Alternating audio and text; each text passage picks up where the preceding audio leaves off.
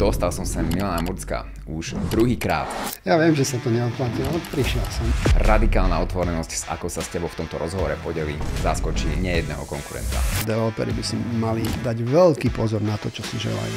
Jednoducho developer si to nebude môcť nechať pre seba. Dnes sa dozvieš veci, aké bežne na internete nenájdeš. Za pozemok zaplatíš na 100 bytov zhruba 4 milióny eur. Zmysel ti to dá vtedy, keď zistíš, že jeden mesiac výstavby ťa stojí 450 000 eur. Aký je priemerný 10-ročný profit v IIT Slovakia? Vermi jeho neortodoxné pohľady na biznis ťa nechajú premýšľať o tomto rozhovore zo pár dní. Urážka je najvyššia forma motivácie. Akokoľvek dobre sa o nich budú starať, to mesto nenarastie. Hej. Mesto potrebuje priniesť cez polných CPčkárov.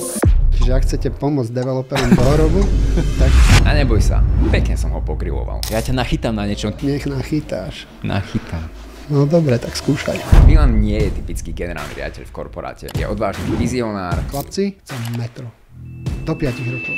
A aj keď stojí za najúspešnejším developerom rezidenčných projektov v IIT Slovakia, nikoho nenúti padať pred ním na kolená. Ja si myslím, že musíš mať mindset žiaka, ak chceš sa niekde posunúť. Každý si myslí, že proste idem to zapichnúť a ja len ešte dostávam druhú mízu. Má správne hodnoty a zmysel pre humor, ktorý konkuruje návrhom architektov pred porotou statikou. No nepožičaš mi? Tebe kedykoľvek. 6 miliónov.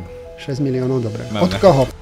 Každý jeden odber mi pomáha robiť tento podcast kvalitnejším. A to nielen vďaka hosťom, ktorých priláka, ale hlavne mi pomáha udržať motiváciu, nevzdať to a pokračovať s tvorbou aj v ťažkých chvíľach, keď som zahltený inými povinnosťami a agendou. Vytvorenie jednej epizódy trvá najmenej 16 hodín. Kliknutie na odber a zdieľanie na tvojich sociálnych sieťach trvá sekundy. Nech je týchto zopár klikov tvojim platilom za čas, ktorý mohol byť venovaný mojim blízkym alebo športu. Stále síce iba 5% z vás, ktorí tento podcast sledujete, ho aj odoberá, ale nesmierne ma nabíja, že každou epizódou toto číslo rastie. Budem robiť všetko preto, aby som presvedčil o kvalite tohto obsahu aspoň 50% z vás. Odberom, lajkom a hlavne preposlaním na tvoje sociálne siete ho pomáhaš udržať vetery viac než si myslíš. Neboj sa stlačiť tie batóny a ukáž lásku. Čím väčší tento kanál bude, tým väčších ľudí ti sem dokážem priniesť. Užívaj. Tak čau Milan. Nazdar. Ty si fakt prišiel druhýkrát, to jak sa podarilo? Dávno sme sa nevedeli, no. Dávno, neviem, koľko to bolo mesiacov. Ja viem, že sa to neoplatí, ale prišiel som. Cvičíš tieto hlášky, alebo to tak prirodzene ide s teba? Neviem, tak to sa nejak sunie, hlavne v tvojom prípade samozrejme. A tu viacerým ide, akože urážať ma tu celkom, nie je to náročné zase, hej? Nie, vieš to, urážka je najvyššia forma motivácie. Blbé je, že ma to neuráža stále. Že to tá motivácia. Presne o tom. No dobre, tak čo? Minule som sa ťa pýtal, že kedy developeri znižia ceny bytov.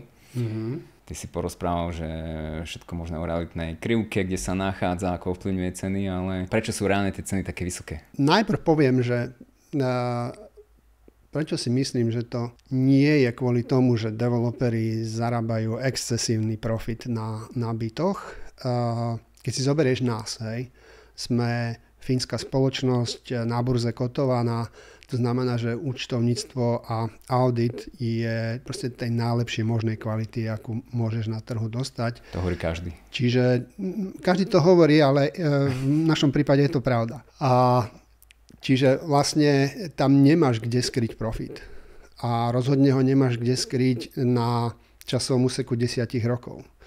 A keď ja dám otázku tebe, že čo si myslíš, aký je priemerný 10-ročný profit v IIT Slovakia pred zdanením v percentách, čo by si mi odpovedal?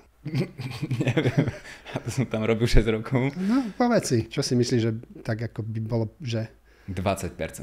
20%, no tak bol by som rád, keby to tak bolo, ale v skutočnosti je to 8%. Čiže si zober, ja neviem, akú profitabilitu majú ostatní developeri, ale naša profitabilita, kedy stratégia hovorí, že zákazník musí dostať najvyššiu možnú pridanú hodnotu za to, za čo si platí. A my zákazníka neokradáme tým, že necháme ho zaplatiť za niečo, čo nedostane a premietneme to do svojej marže.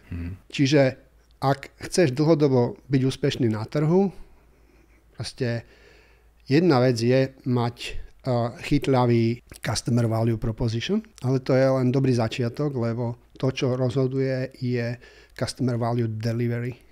To, čo dokážeš dodať, niečo dokážeš sľubiť. A preto ten náš biznis model je taký, aký je, ale o tom môžeme hovoriť inokedy. Čiže poďme teraz na to, že prečo sú teda tie byty drahé podľa môjho názoru. Ja netvrdím, že som neomylný, tvrdím len to, že som v tomto priemysle strávil dosť času nie len v praxi, ale aj štúdiom rôznych javov a nejaké pochopenie situácie mám. Čiže najlepšie sa to vysvetľuje na jednoduchom príklade, ktorý každý môže ľahko pochopiť.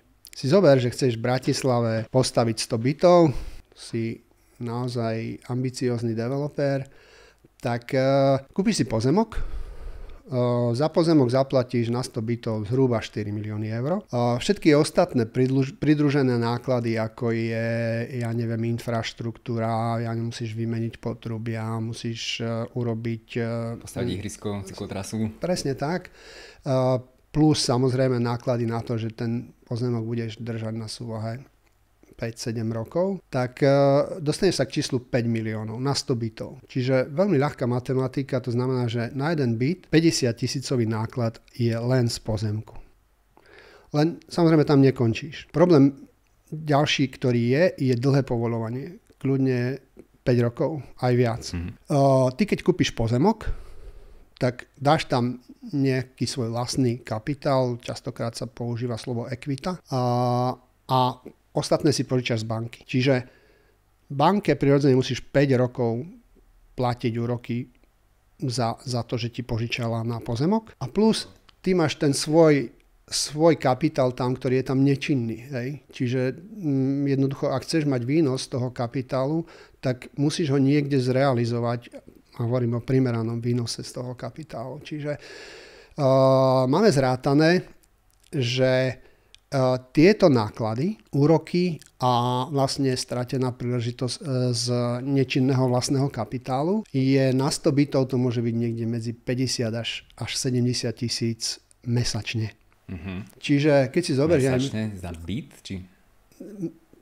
Celkovo za ten pozemok, že máš tam tie peniaze ako keby zamrazené. A teraz si zober, že 60 mesiacov, proste ten kapitál tam je a spinka, proste nepracuje. Aj nevieš ho otáčať tak, ako v reštaurácii, že mi predáš vypražaný rezeň, ja ti zaplatím a ty ideš kúpiť ďalšie mäso.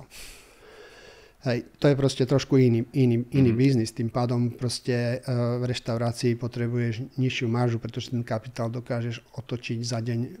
Ak máš proste rýchlych zamestnancov niekoľkokrát. Asi niekoľkokrát nie, ale dokážeš ho otočiť určite viac ako u nás.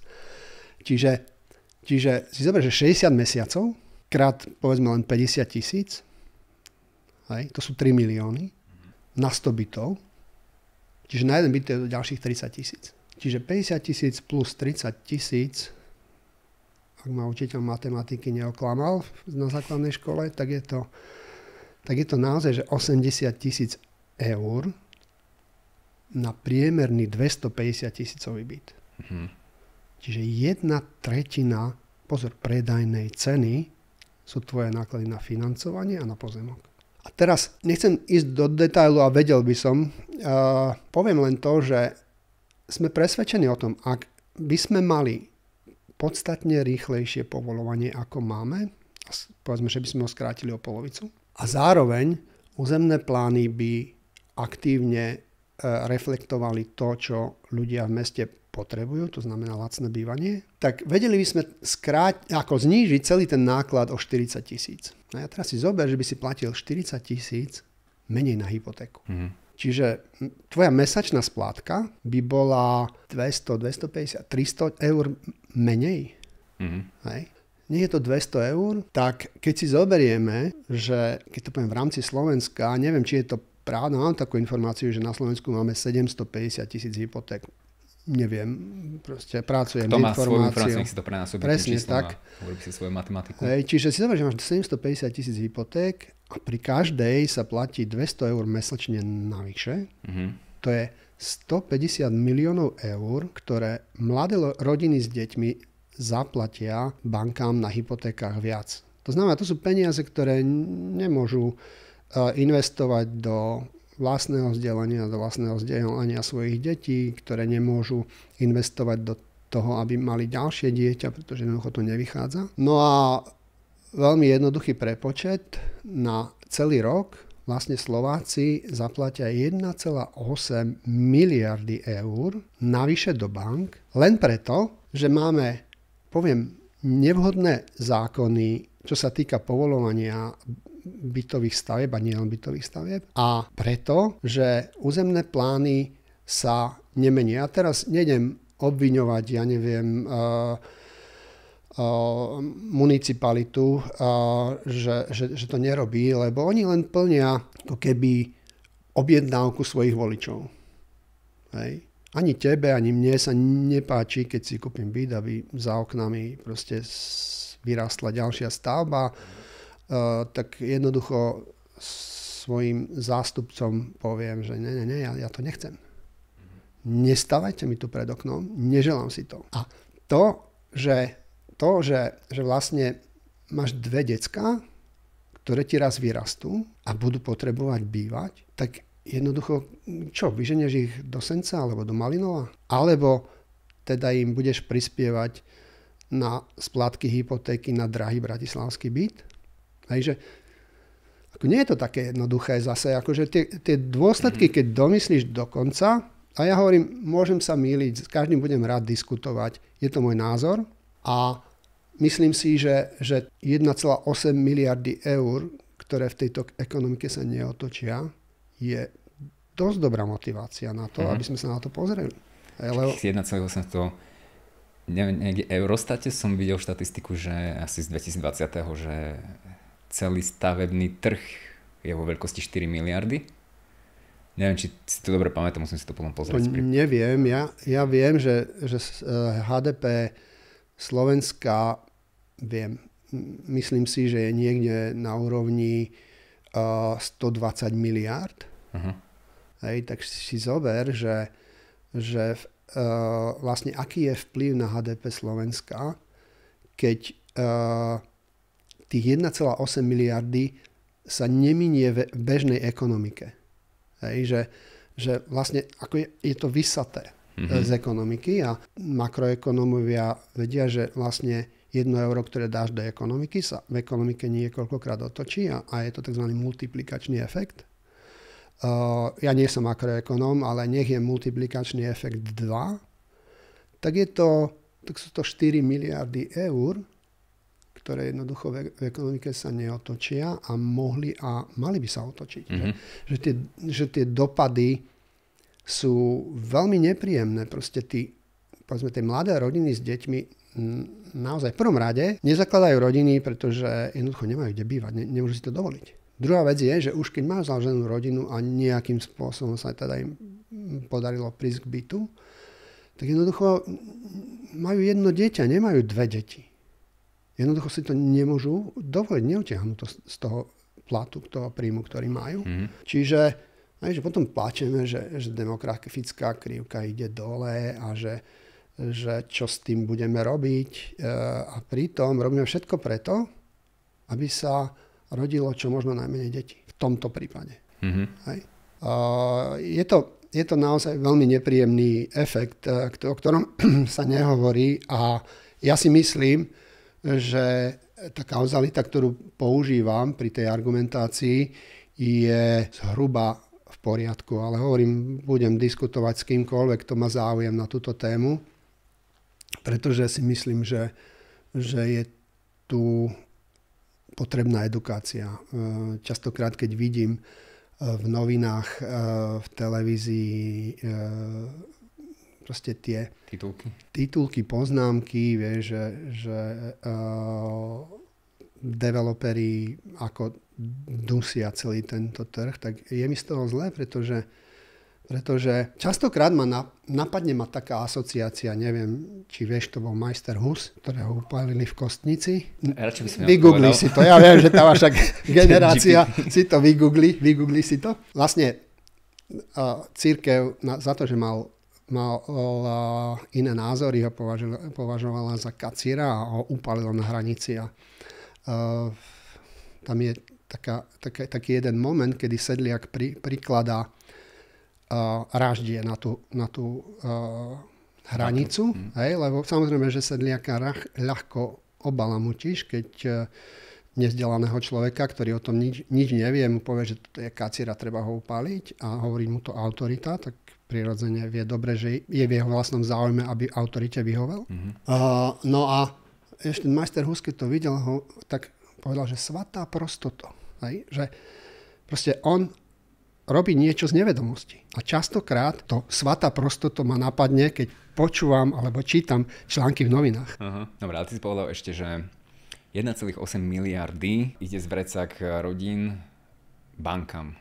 Ale banky to len financujú. Áno. Reálne to ide tým developerom, ktorí musia tie náklady zaplatiť v podstate tým majiteľom pozemkov a zamestnancom, ktorí vlastne dlhšie povolujú tie pozemky, ako by museli. No, a ja len tým chcem povedať, ja teraz nechcem útočiť na banky, akože banky robia svoju prácu, tak to má byť, je to v poriadku, ale chcem povedať, že jednoducho je to vysaté z tej ekonomiky. Je to vysaté z vrecák mladej generácie, ktorú ja si myslím, že tu potrebujeme a hlavne budeme potrebovať. Tak je práve, však z toho sa platia tie úroky ešte a hlavne x rokov sú tie peniaze zamrazené a netočia sa. Tak to je, ako verím, že je veľa expertov, ktorí to vedia vysvetliť lepšie ako ja, ale môj zámer bol len ukázať, že tie peniaze, ten profit jednoducho nekončí vo vreckách developerov, ale naopak je to taká nezmyselná záťaž na ekonomiku. Má to také socioekonomické dôsledky na Slovensko ako také, že je to nepríjemné. No akože mali by sme si to uvedomiť, alebo nech mi to niekto vyvráti, nech povie Milan, mýliš sa? Sorry, to tak nie. Ale vlastne teraz, keď si tak uvedomujem, tak ty si vlastne nehovoril o tom, že koľko developer zaplatí zamestnancom za to, že ten o toľko dlhšie musí na tom projekte robiť, ale si hovoril o tom, že developer si požičal peniaze z tej banky a platí úroky tých 6 rokov za ten kapitál, ktorý musí splácať. Aha, ok, tak toto už chápem, hej, to sú tie úroky. Jo, dobre. No. Čiže... Ja som taký amatérko. Aj ja som amatérko. Ja som amatérko a ja si myslím, že musíš mať mindset žiaka, ak chceš sa niekde posunúť, lebo stretávam sa v praxi s viacerými ľuďmi, ktorí majú mindset učiteľa a mali by mať mindset žiaka. No, počúvaj. No, dobre, čiže sme skončili. Čiže rodiny platia viac za tie byty, ako by museli, keby boli iné zákony a ľahšie zmeny územných plánov. Áno.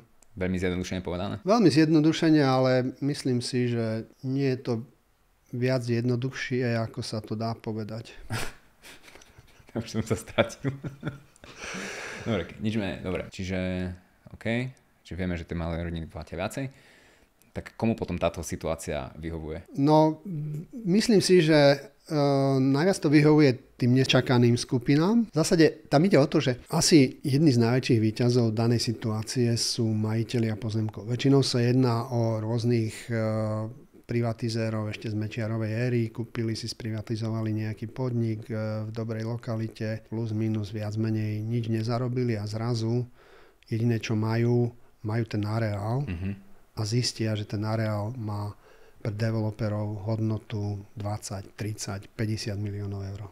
Takže že vlastne tým, že je umelý nedostatok pozemkov, tak developeri sa bijú o každý jeden pozemok, ktorý je k dispozícii na trhu. A je to zákon trhu, že keď je obmedzená ponuka a veľký dopyt, tak jednoducho tá cena sa vyšplhá do výšin. Častokrát, keď oceňujeme pozemok, vlastne rátame tzv. Reziduálnu hodnotu pozemku, tak vidíme, že víťaz, ktorý to kúpil a nejak sa dozvieme, že za koľko to kúpil, on len utrpel výhru, pretože teraz sa musí 5 rokov modliť, aby trh 5 rokov rástol.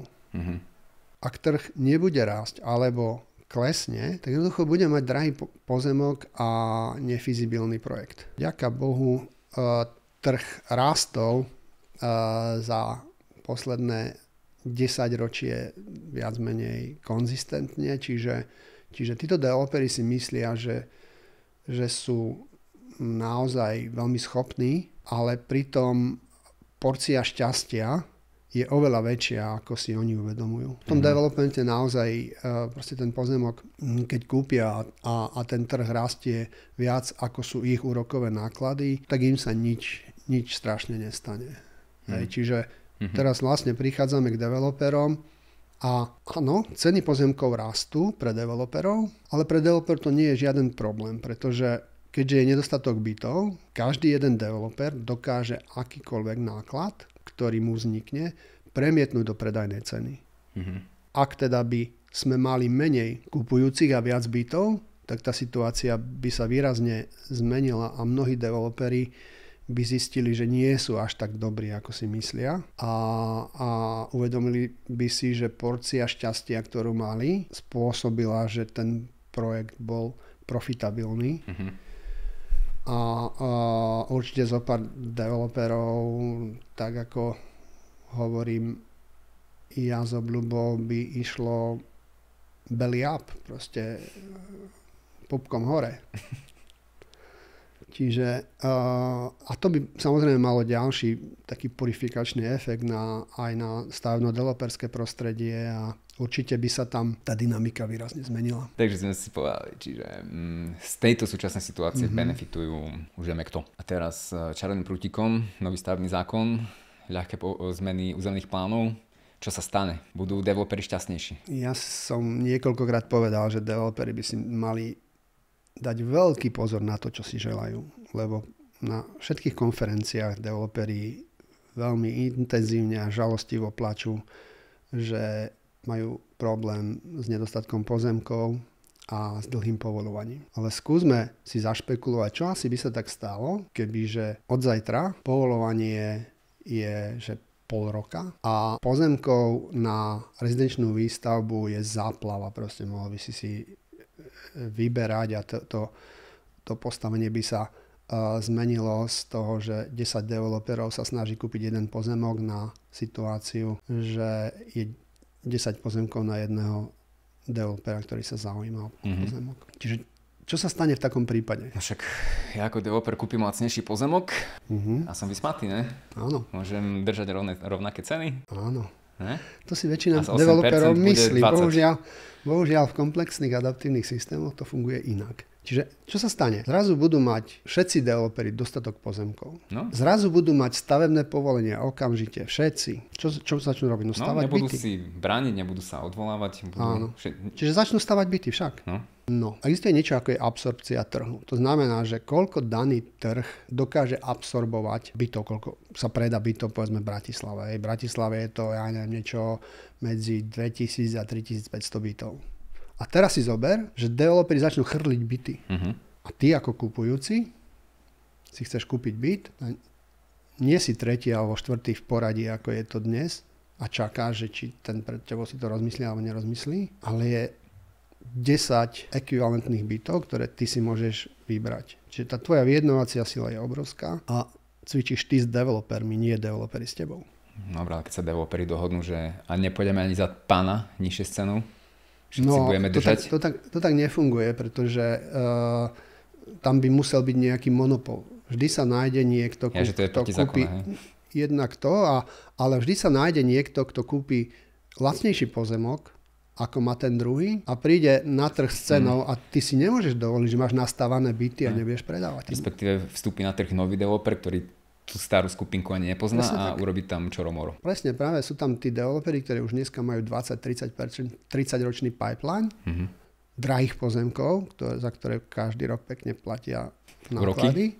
A zrazu sa toto zmení a nový developer si kúpi za polovicu ceny pozemok, tak hádaj, čo sa asi tak stane, keď ako sme sa už bavili, že 1/3 týchto nákladov je spojená s pozemkom. Spojená s pozemkom a povoľovaním. No dobre, ale si povedal, že sa predá v Bratislave 2-3 tisíc bytov ročne. No ale možno, že to je spojené s tým, že sú také drahé, ale keby boli lacnejšie, tak sa predá viac, nie? Lebo teraz ľudia kupujú v Malinove, v Senci, neviem, v Trnave, v Pezinku, kade tade. Áno, určite by sa predalo viac bytov. O tom nie je pochyb, lebo tu tá potreba je, samozrejme, že... A odľahčili by sa diaľnice. Samozrejme, že by proste ten predaj sa zvýšil, ale proste tú populáciu tu nenafúkneš, hej, a skôr alebo neskôr proste by nastala nadprodukcia tých bytov. Hej. Čiže samozrejme developeri by zareagovali, keď teda neviem predať, tak nejdem stavať. Nejak to proste musím čiže aj tá ponuka by sa akože developerská znížila. To znamená, že tá cena by sa naozaj ustálila niekde, kde by sa tá ponuka a dopyt viac menej vyrovnali. Čo viem povedať takmer s určitosťou, že by to bolo nižšie ako je to dnes. Pretože náklady developerom na pozemok a na financovanie by klesli. Hej. A pravda je, že oni klesli by im náklady, ale oni by si nemohli držať tej ceny. No. Tam ide o to, že vlastne veľa developerov jednoducho by skrachovalo. Proste tam už by si nemohol si dovoliť byť neefektívny, proste nevedieť, čo kreslíš, pre koho to kreslíš, aké materiály, akú kvalitu remeselnú dokážeš dať na trh, lebo zrazu ten zákazník príde, prejde si 5 byt a povie, fúha, tak toto je iné. Minimálne by skrachovali tí, čo nakúpili drahé pozemky a už by ich nemohli predať za tie, ani len za náklady. Napríklad, ale hovorím, jasný víťaz tejto situácie by boli práve mladá generácia. Mladí ľudia, ktorí si kupujú byty na bývanie, lebo dneska je samozrejme tam veľká špekulatívna zložka, ale oni by boli práve tí víťazi, lebo by platili za byt menej a to, čo som predtým hovoril, viacej by im zostávalo peňazí z výplaty na iné účely. Možno ďalšie dieťa, možno dovolenka v Karibiku, alebo ja neviem čo, čokoľvek. Kružky pre deti. Čokoľvek. Dobre, a teraz spomínam tých, že sú aj takí špekulatívni investori a nestalo by sa to, že proste byty by zlacnili a tí, čo majú peniaze, by nakúpili zrazu ďalších 10 bytov investične a potom by ich dali do podnájmu, že tým pádom by ten dopyt stále bol taký? No, vieš, tam ide o to, že keď tá ponuka sa zvýši, tak jednoducho nebude cena rásť. Hej, proste jednoducho tá ponuka narazí na ten dopyt a cena nebude rásť. A ty ako investor, keď si kúpiš byt a cena bytu nebude rásť, tak ty prichádzaš o dosť veľkú zložku výnosu z investície do nehnuteľnosti. Ty budeš mať síce vlastne výnos z prenájmu, ale nebudeš mať tzv. Capital gains, to znamená, že keď si kúpil pred 10 rokmi byt, tak dneska je o 50% drahší. Ale plus, tak si vravel, že ten trh sa raz nasytí a keď zrazu nebude už komu prenajímať, tak aj tie nájmy pôjdu dole a keď už nepokrýva ani tú hypotéku, tak to už bude blbé. Je to tak. Určite akože výsledkom môj názor je taký, by bola ja ťa nachytám na niečo. Lepšia dostupnosť. Nech nachytáš. Nachytám. No dobre, tak skúšaj. Napíšte do komentáru, ja ho na niečo nachytám. Nie, tie efekty, o ktoré spomínaš, samozrejme, že tam nastanú, ale tu ide o to, že čo je ten ekvilíbrium, kde sa to zastaví. Hej? A vždy je to ponuka, dopyt. Jasné, že akákoľvek náhla zmena proste nejakým spôsobom vychýli tú rovnováhu, hej, a ono potom postupne sa ustali na inej rovnováhe, ale nie na tejto, ale už na tejto. Hej, že proste bude sa predávať viac, ale lacnejších bytov, napríklad. O koľko viac, o koľko lacnejších, o tom rozhodne trh, o tom rozhodne ekonomika, o tom rozhodnú ostatné makro, ale aj iné faktory. No dobre, takže vy developeri nechcete, aby bol nový stavebný zákon a to by sme mali my obyvateľia tlačiť, aby bol. Nie je to v záujme developerov. Dúfam, že som to vysvetlil. Napriek tomu, že drvivá väčšina developerov to nechápe. Čiže ak chcete pomôcť developerom do hrobu, tak skráťte povoľovanie a urýchlite zmeny územných plánov. Teda nie všetkým, niektorým. Aj ty to prežije. Áno. Takže čo, stačí zmeniť stavebný zákon, skrátiť povoľovanie a máme vlastnejšie byty. That's it? Áno aj. Ešte? O čom sme nehovorili, je stavebné náklady, ktoré platí zákazník. Že zhruba 55 až 60% celkových nákladov na byt sú stavebné náklady. Však normálka, ne? Normálka. Nikto to ani veľmi nejak nechallengeuje, lebo vieš, ako to developer si vytendruje, generálni dodávateľia dajú cenu, trhová cena, čo ideme riešiť. Však konkurencia sa postará o to, že tá cena je dobrá. Áno. Čo? Problém je v tom, že stavebníctvo od druhej svetovej vojny nezvýšilo svoju produktivitu. Keď si zoberieme strojársky priemysel, zvýšil produktivitu tuším 8-násobne a podobné veci. Poľnohospodársky. To je jedno. Proste dá sa to aj lepšie. A stavbári proste majú rovnakú efektivitu, ako mali, keď používali proste ceruzku, papier, ručné počítanie, pevné telefóny a tak ďalej, a tak ďalej, a tak ďalej. Na základe tých našich výskumov, ktoré sme spolu robili na našich stavbách, čo si dovolujem povedať, že v dnešnej situácii sú to najlepšie riadené stavby na trhu. Napriek tomu sme zistili, že tá produktivita, ak ju meriame na tzv. Activity ratio, to znamená, že ak mám podlažie s 800 metrami štvorcovými a na 500 metrov štvorcových niekto môže byť a môže robiť a nie je tam, tak vlastne je to pomer plochy, kde niekto môže byť a robiť versus plochy, kde niekto skutočne je a robí. No. A teraz kontrolná otázka, či si pamätáš, že aké je activity ratio na našich stavbách, kde používame aj Last Planner, BIM, Dalux a všetky digitálne najmodernejšie metódy, ktoré existujú. Aká je produktivita? Že na koľkých percentách plochy sa robí? Kde by sa mohlo robiť? Myslím, že to bolo, že do 20% to bolo. 15. Čiže si zober to, že by si tých 15% zvýšil na 30, to znamená, že skrátiš dobu výstavby, dá sa povedať o polovicu. Nie je to až také, že priamo úmerné, hej, ale že by si skrátil dobu výstavby o polovicu a si povieš, no a čo, skrátim dobu výstavby o polovicu a čo? Stavbári ti povedia, no hej, skrátim dobu výstavby o polovicu, teda o mesiac a o mesiac nebudem skôr mať robotu. No, prečo by som to robil? Ja tam ale treba povedať ešte, že aby teraz niekto nemyslel, že to je jaké zlé, ale napriek tomu tie projekty v IT sú postavené fakt, že najrýchlejšie, keď sa prechádzaš po Bratislave, tak proste vidíš, ako to rastie oproti niektorým projektom, ktoré sú opustené, že mesiace. To chcem povedať, že vlastne dve veci, že keď berieme ako benchmark v IIT, tak 4-5 rokov dozadu sme 100 bytov stavali za 24 mesiacov. Hej. Dnes už máme stavby, kde 100 bytov vieme postaviť za 18 mesiacov. S 15% activity ratio. Tak. A máme pripravenú stavbu, kde to chceme dokázať za 12 mesiacov. Prečo to má zmysel? Ako to súvisí s tým, čo tu hovoríme? No, zmysel ti to dá vtedy, keď zistíš, že jeden mesiac výstavby na projekte, ako je napríklad povedzme Cvirn 2, 384 bytov, ťa stojí 450 000 eur. Jeden mesiac. 450. A to sú iba tie mzdy na technikov a bunky a elektrika toto. Je to tzv. Site management, čiže riadenie stavby plus finančné náklady. Hej.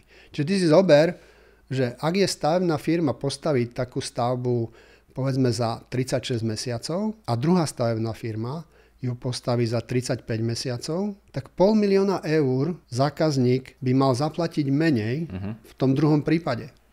Hej, a ja nehovorím o jednom mesiaci. Je tam potenciál na výrazné skrátenie. A samozrejme, dneska zákazník nemá ako keby alternatívu, lebo všetci sú rovnako neefektívni, viac menej, okrem teda nás. Všetci sú rovnako neefektívni, čiže ten generálny dodávateľ, ktorý dá cenu a developer ju zobere, plus minus všetci dajú plus minus rovnakú cenu, ak sa teda niekde nepomýlia. A ten zákazník to musí zaplatiť. Hej? A to už nehovorím o situáciách, kedy ten stavebný priemysel funguje tak, ako funguje. Ako je to brutálne prostredie, kde naozaj to nie je pre slabé povahy.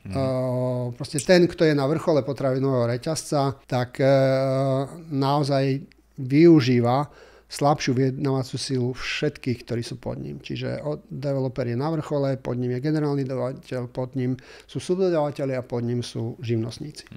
Čiže toto sa v stavebníctve veľmi zneužíva. Problém je, že aj toto platí zákazník.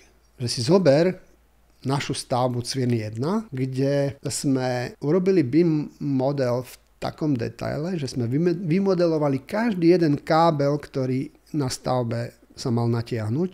Samozrejme sme zrátali presne, že koľko káblu by sa tam malo použiť. Bola to zaujímavá story, lebo kolegovia prišli za mnou a sa ma pýtali, Milan, máme spraviť aj elektriku v BIMe do tohto detailu? Že koľko to bude stať? 50 000. Že nerobme to, to sa neoplatí. Nie, urobme to. Tak sme to urobili. Prišiel tender, vytendovali sme 2 elektrikárske firmy, ktoré viac menej robili celú inštaláciu elektriky na Cvirne a pred koncom prišli k nám, že chlapci, pomýlili ste sa v kábloch, lebo nám chýbajú káble za 100 000 eur. Miliónová zákazka, káble za 100 000 chýbajú. 10%. Zle ste zrátali dĺžky. No, tak ako máme chybu v BIM modeli, ale tak sme... Alebo materiál? Materiál. Či plus k tomu robota. Určite.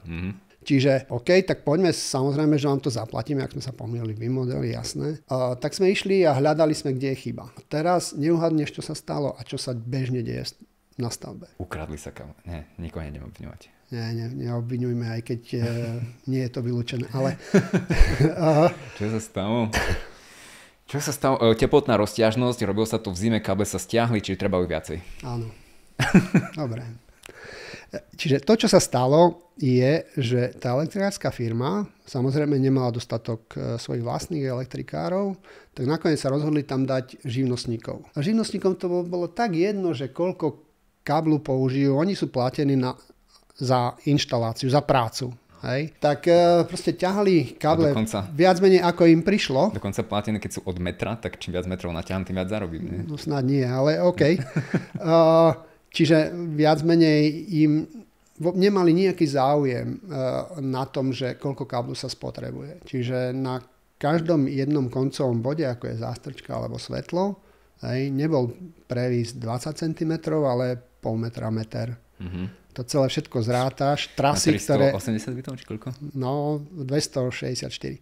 Keď to všetko zrátaš, tak zistíš, že tá elektrárska firma má 8% maržu, čiže ich zisk z miliónovej zákazky je 80 000 a prerobili na káblo 100 000. Takto funguje stavebníctvo. My sme to tiež nezistili, keby nemáme túto skúsenosť. Kebyže naozaj nemáš to odkiaľ zistiť. Áno, chlapci, chýbajú káble, pozrite sa sem, však elektrika je spravená, chýba to. No, ja som raz takto kontroloval.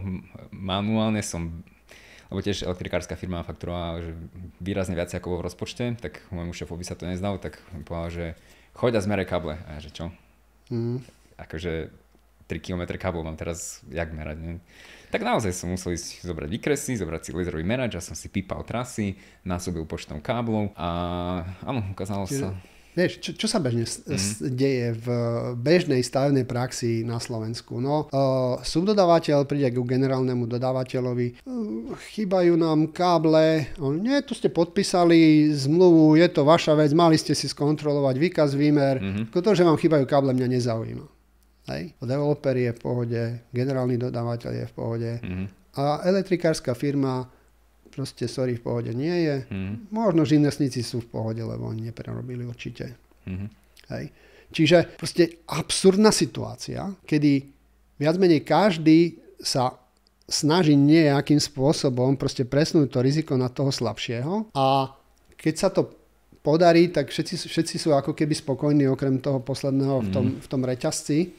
Lenže ako toto nie je riešenie, pretože tá neefektivita sa bežne deje, častokrát nie je odhalená, častokrát ten generálny dodávateľ vytendruje tú firmu elektrikársku a elektrická firma zistí, ale chlapci, to nám nevychádza, tak zmenia káble. Zmenia proste, materiál, ktorý,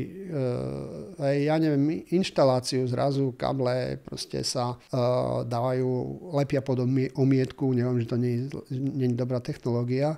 Proste nejakým spôsobom tí ďalší v reťazci to musia doslova, že odrbať, aby prežili. Mali by sme ich za to odsudzovať. Proste ako je to prirodzená reakcia v biznise, že proste musím prežiť. Hej? A to je na všetkých materiáloch. Vytendruješ okna, dodávateľ zistí, nevychádza, lebo vytendrovalo sa to pred pol rokom, dneska je, plás niekde inde a generálny dodávateľ ti povie, sorry, to je tvoj problém.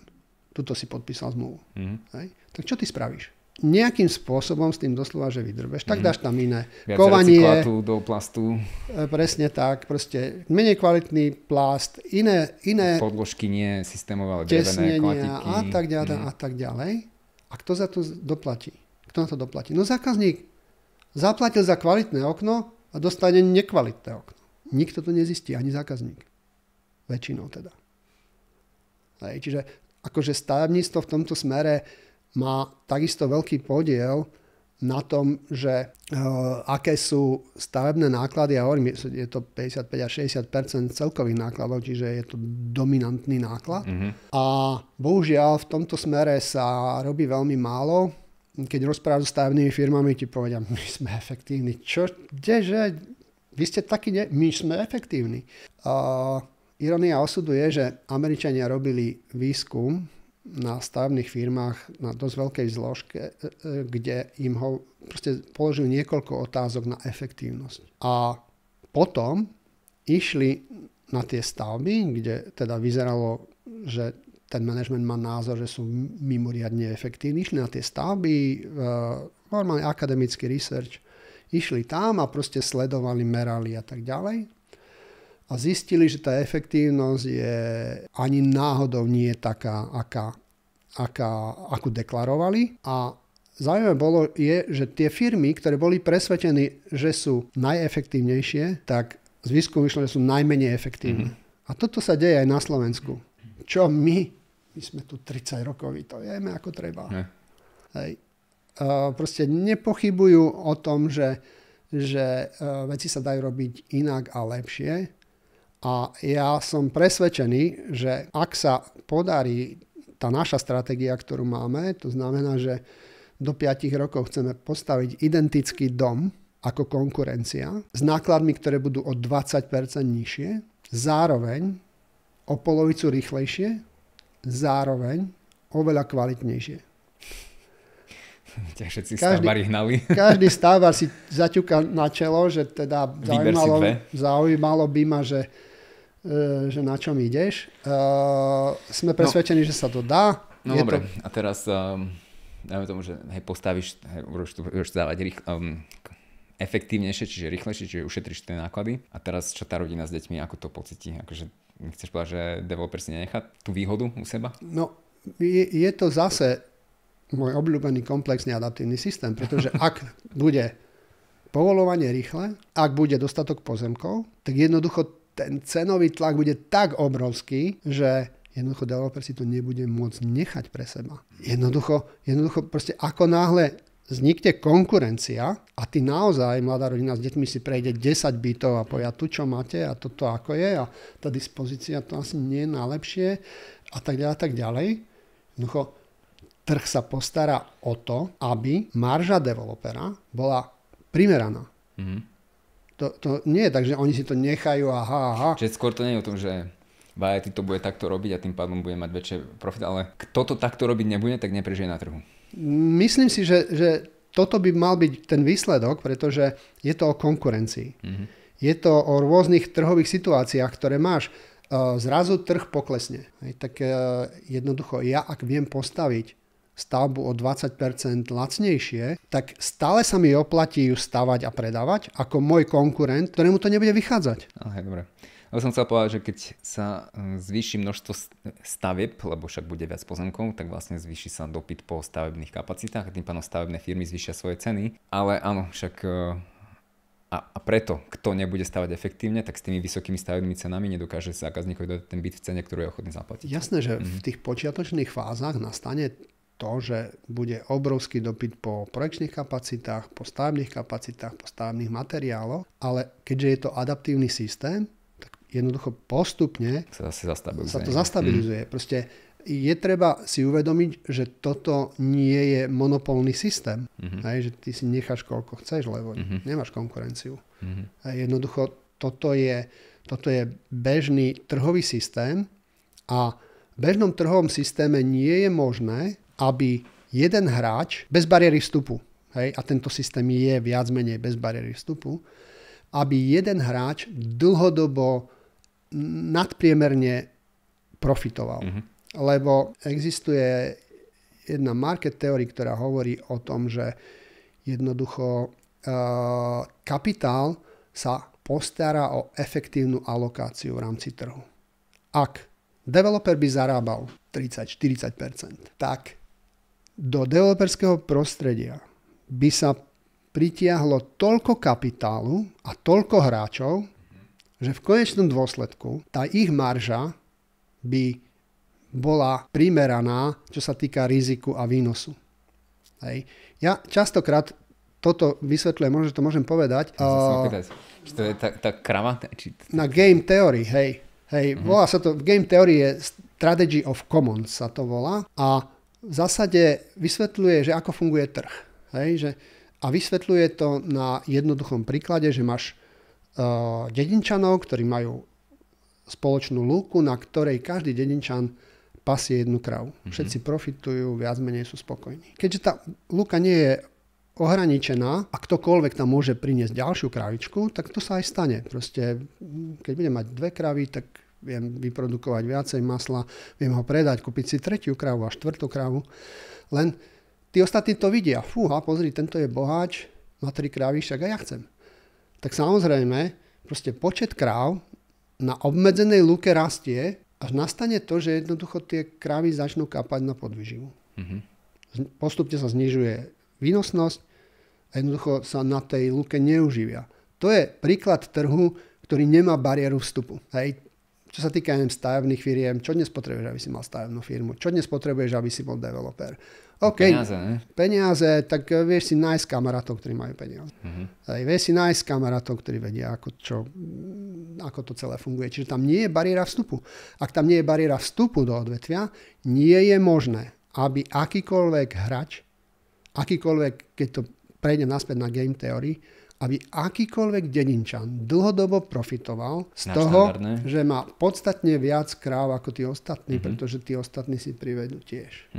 Hej. A samozrejme, že keď si predstavíš tú lúku, vysoký, masívny, dobre ohraničený plot a tam máš 3 krávy, 2 bykov v takejto tráve. Veľmi šťastní všetci, lebo je to ohraničené. Proste bariéra vstupu tam je. Tam nevstúpiš len tak, že aj ja chcem vysokú šťavnatú trávu.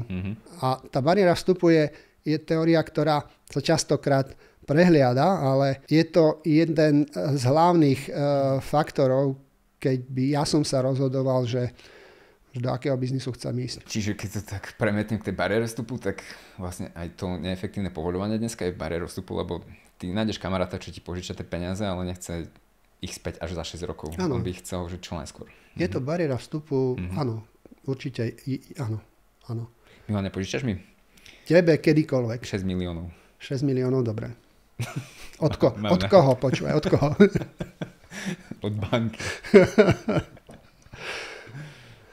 Hej, no, zaujímavé veci. Čiže toto robí tie byty drahé, hej? Dacit. 3 veci. Neefektívne stavebníctvo. Áno. Nedostatok pozemkov. Áno. A dlhé povoľovanie. To sme doteraz diskutovali. Čo to spôsobuje s mestom? Mnohí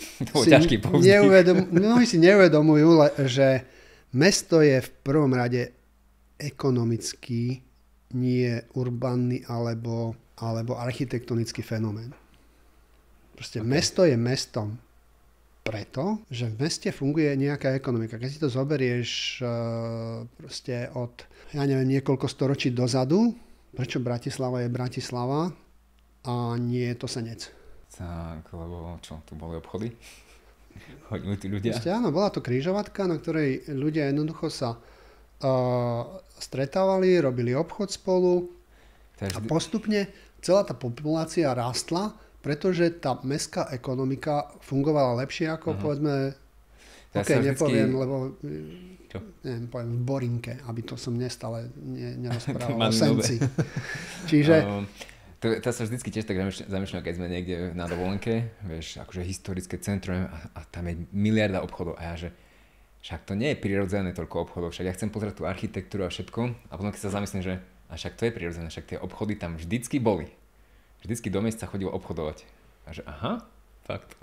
Je to tak a v zásade ja si myslím, že mestskí poslanci by sa mali primárne starať o to, aby ekonomika mesta prekvitala. Ak bude prekvitať ekonomika mesta, počet obyvateľov sa bude zvyšovať, budú platiť viacej daní, pritiahne to ďalších obyvateľov a jednoducho mesto je na stúpajúcej špirále, hej, a stáva sa naozaj centrom diania.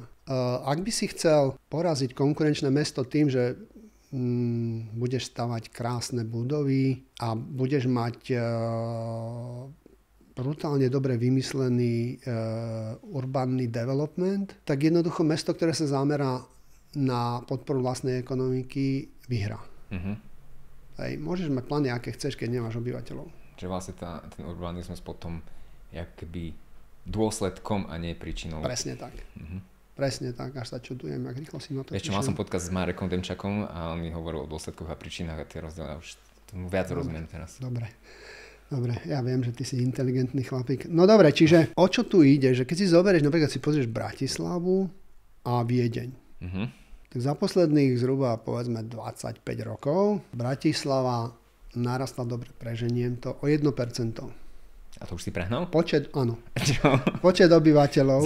Je to niekde okolo 0,5%. Čo? Áno. A však tu teraz rastie toľko budov? OK, moje dáta hovoria, že je to tak. Samozrejme, že niekto iný ťa bude presviečať. No áno, lebo vieš, sčítanie obyvateľov a koľko je tu cespolných a čo? Vo Viedni cespolní nie sú? Vo Viedni proste spočítavajú ako nejakým falošným spôsobom, alebo čo? Hej. No čiže 1%. 1%. A Viedeň rástla o 24%, prosím pekne. 24. Čo? Teraz si zober, že jak to je možné? Kde sa tam tí ľudia berú? No. Jak to je možné, že to mesto ich dokáže ubytovať, proste dokážu prispievať k ekonomike mesta a tak ďalej? Kde je ten rozdiel? Si pamätám tie články, že rebríček top miest na bývanie a Viedeň toho tam bola. Samozrejme, nemali prestávku komunistickú, ale aj tak to nie je hlavný dôvod. Keď sa pozrieš lepšie na Bratislavu, zistíš, že satelity okolo Bratislavy, ja neviem, Malinovo, Borinka, môj obľúbený Senec, Ivánka a podobné satelity od revolúcie, ak si dobre pamätám, narastli zhruba 70 až 80 tisíc obyvateľov. Čiže dobre, že 80 tisíc obyvateľov. To sú tie percentá, čo mohli byť v Bratislave, keby... OK, možno, že nie všetci. Ako aby sme boli objektívni, ako naozaj niekto má rád spev vtákov v sobotu ráno a chce mať rodinný dom a sedieť na terase a nevadí mu, že každé ráno musí sadnúť do auta, hodinu sa pretláčať zápchami a odviesť deti do školy, alebo ich teda dať do internátnej školy? Nie, do školy miestnej, kde samozrejme majú menšiu konkurenciu, znižuješ tým pádom ich šancu na úspech v živote a tak ďalej. Že sú to naozaj ťažké kompromisy, ktoré robíš a keď niekto povie, to sú domkári, oni chcú bývať v domoch, skús sa s nimi porozprávať, že ako veľmi si užívajú tie anonymné mestá, mestečka, ktoré vyrástli za posledné 20 ročia. No nie veľmi špeciálne, ak majú deti, tak je to, že veľký challenge.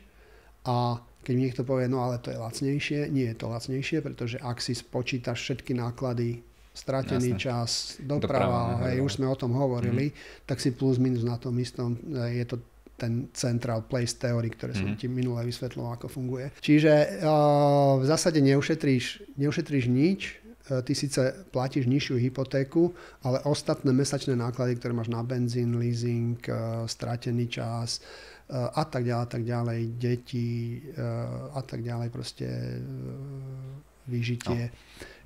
Proste to ďaleko akože prevalcujú. Čiže späť k tomu, že mesto sa má starať o ekonomický rast, alebo ak si to povedal? Áno, mesto v prvom rade si myslím, a ako neberte ma, proste je to môj názor, ja neviem, možno sa mýlim, možno, že tie dáta, ktoré tu hovorím, nie sú presné. Aspoň hovoríš, čo a niekto má presnejšie.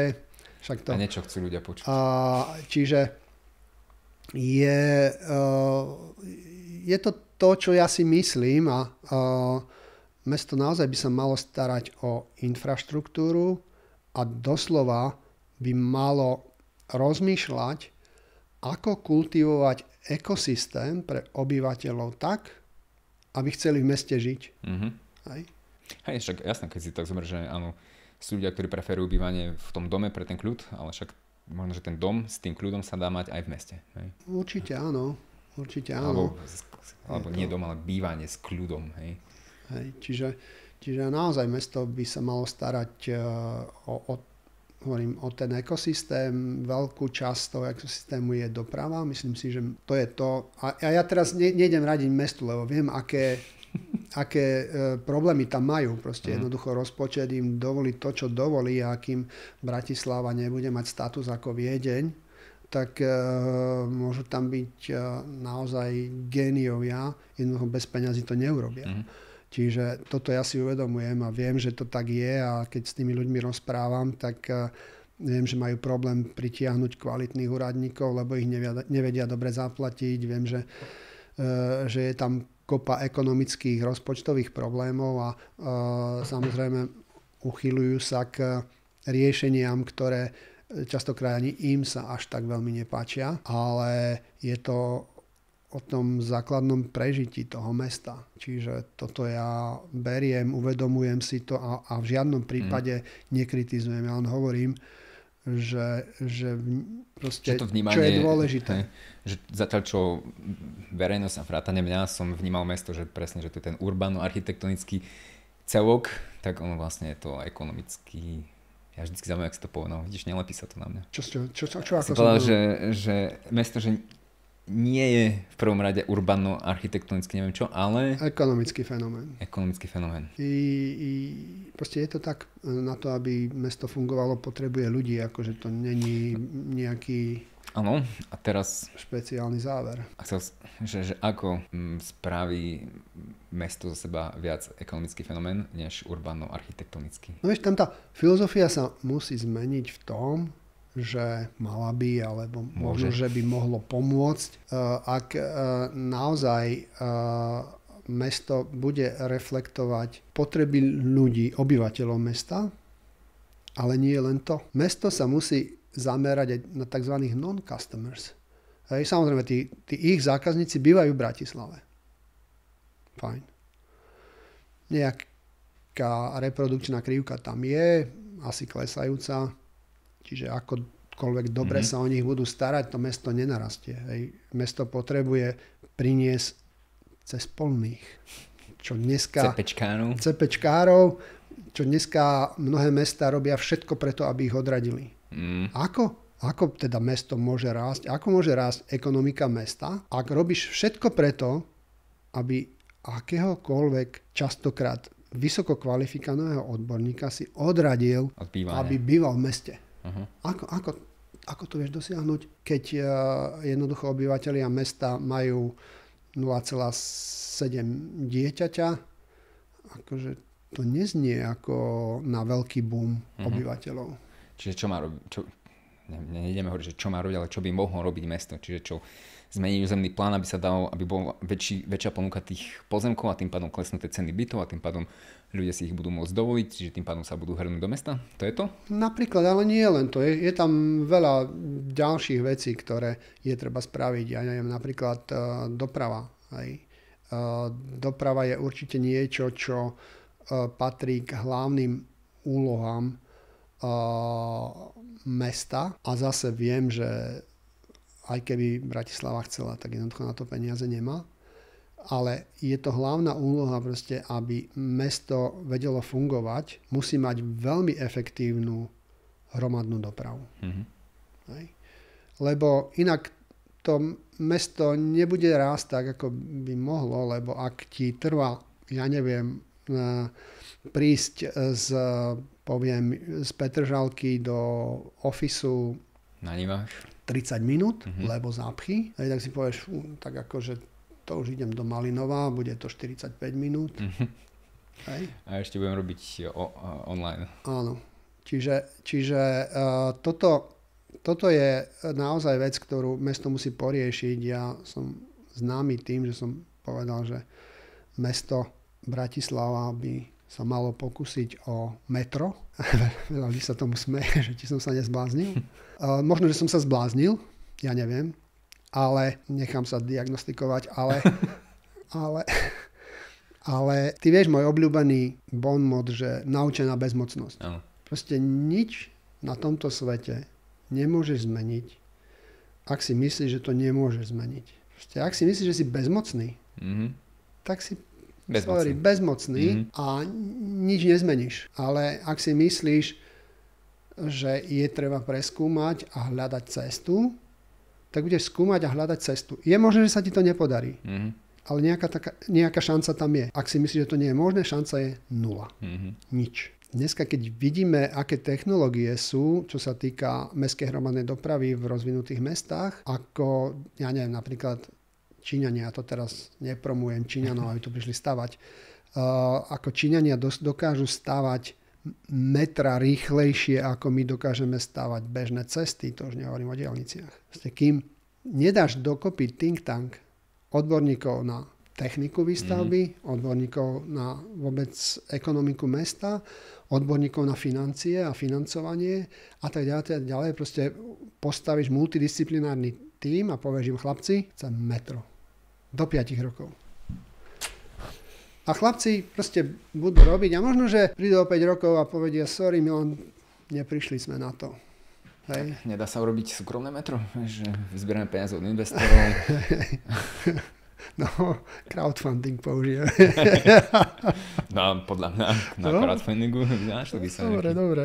Nie, ja len akože chcem povedať svoj názor, aký mám v tomto smere a ja chápem, že tí ľudia, ktorí to dneska riadia, robia, čo môžu v medziach, ktoré majú, v možnostiach, ktoré majú, ale prečo sa nepokúsiť nájsť cestu, o ktorej si dnes myslíme, že je nemožná. Motika vystrelí a máš guľovnicu. Už.